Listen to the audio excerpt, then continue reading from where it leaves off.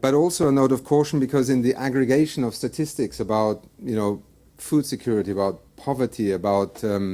unemployment, about also issues that are closer to the agenda of UNEP, resource efficiency, transitions towards a low-carbon economy, protecting biodiversity, we actually, if you go a little bit deeper,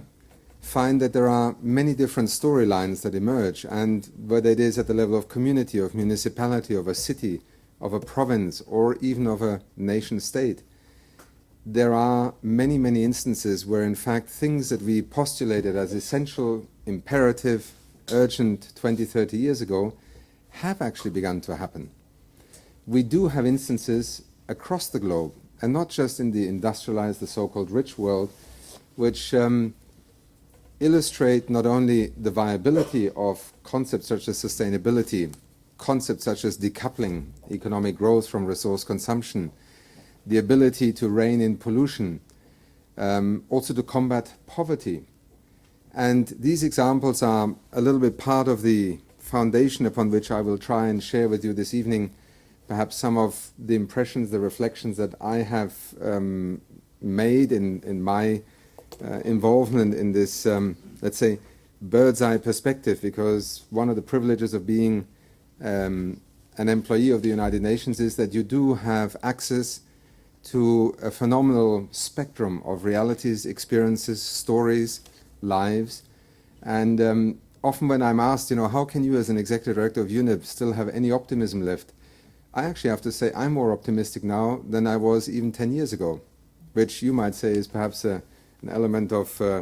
delusion. But I will try and prove this evening a little bit through my presentation that we do actually have many reasons to be optimistic, but we have even greater reasons to be very worried about the pace of change. And it is in this era that I think the environmental movement missed a major beat, because it continued to articulate its notions of sustainability, its notions of environmental priorities, largely through the prism or the perspective of science, of degradation, of destruction, of critique, but in a language and in concepts and in indicators that if you were not an environmentalist by conviction, by passion, or by your reality of being able to see what was happening to your river, your forest, or wetland, and you were confronted with unemployment, you were confronted with lack of livelihoods, and let's remember, well over half the world's population 20 years ago was still wondering what it would do over the next 6 months to ensure it could feed its family, that it could actually send its children through an education system, that there was actually a future. And it is out of that reality that I think we have begun to evolve a narrative, and in UNEP certainly that is one that we have taken very seriously under the heading of this transition towards a green economy. I know that you had Janusz Potocznik here a few weeks ago, I think, speaking about that, and what you would have gotten from him, I hope and I expect, is a phenomenal set of examples of how in the European context that transition towards a green economy, a more resource-efficient economy, a lower pollution footprint economy, is actually beginning to take shape in everyday policies across all sectors, but articulated also in terms that are not the environmentalist terms, but are terms such as jobs, such as economic opportunity, such as food security, energy security. And I think it is this point of arrival that will allow us in this very divided world, in a very dysfunctional international set of processes, and in a world that also no longer has the order of a chessboard from 20 years ago to engage with one another, to hopefully gain the confidence of the public to finally force our leadership, economic, political, social leadership,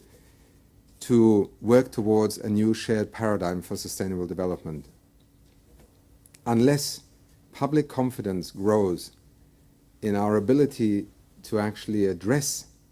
a phenomenon such as climate change, there is no hope that any form of international system can somehow, in a void of public support, bring this as a top-down solution.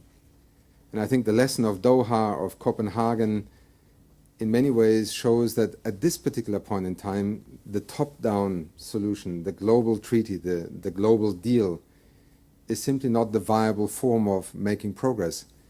We first have to build the bottom-up, the grassroots almost. Doesn't always mean the individual, can mean grassroots in terms of local community enterprises, mayors, cities, that begin to build the confidence that a transition towards a green economy, a low-carbon economy, first of all is feasible, secondly is economically doable, and I think the big test at the end of the line is whether our leadership is actually able to broker, to facilitate such a transition.